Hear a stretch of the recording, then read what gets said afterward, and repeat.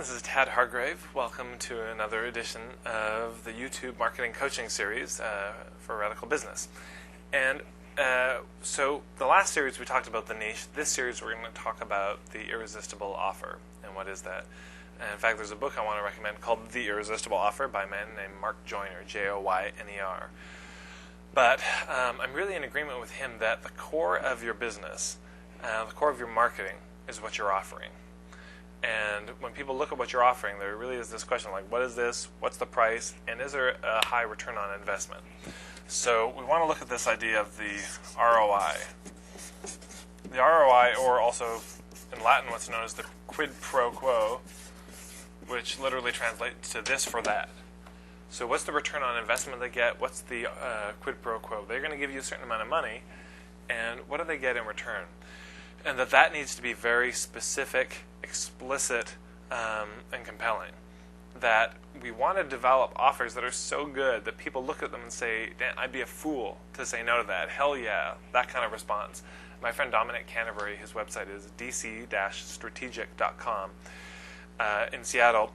He's really brilliant. One of the things he'll do, he'll sit down with his clients, help them figure out a target market, and then help them think about the offer.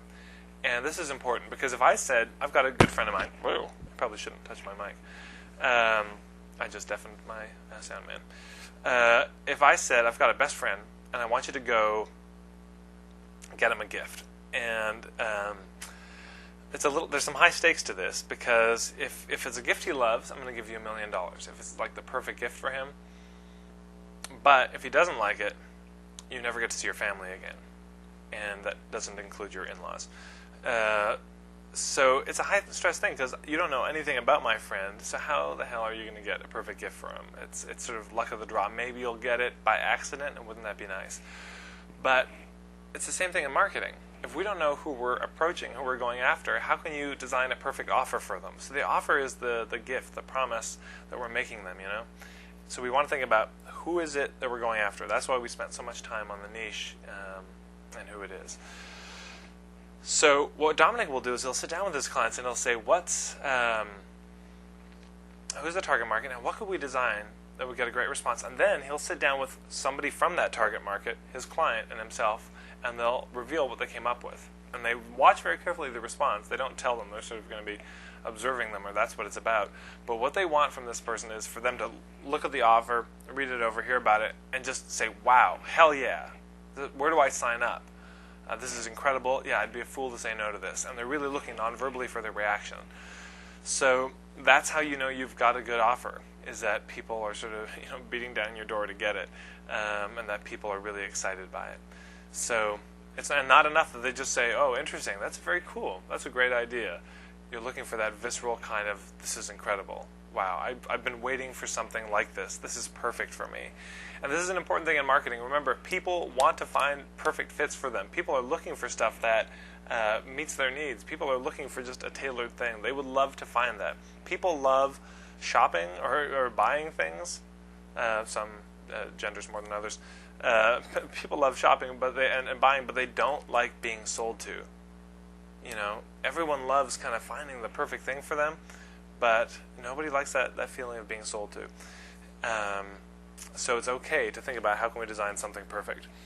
And when we're looking at the offer, there's three things. I want to come back to this poster, which if you saw the first video, we talked about. So when we talked about the offer, I said there were three things that we're looking at to define how irresistible an offer is. The first is how relevant is it? The second is, so it's relevance, credibility, and value in your offer. And so let me sort of explain a bit more about what these are. When we're talking about relevance, this is where we're looking at, is there a problem they have that they know can be solved and must be solved now? So there's a lot in that sentence there. So do they know that their problem can be solved? If you're sort of reaching out to people to solve a problem, but they've been told their whole life by the institution, by the medical profession, by whoever, that the problem is intractable and unsolvable, and they believe that, you can't do anything unless you educate them that the problem can be solved. They also need to believe it must be solved, not that it should be solved. They don't need to, but to the extent that people believe that they have a problem that can and must be solved now, to that extent, it's going to be a lot easier for you to do business with them, and a lot easier for them to move from being just a prospect to a client. So, do they believe that it can be solved? Do they believe that it must be solved, or just should be solved? Because if they're kind of like, well, yeah, it's a problem I know I've got. I know it can be solved, and I should really handle that.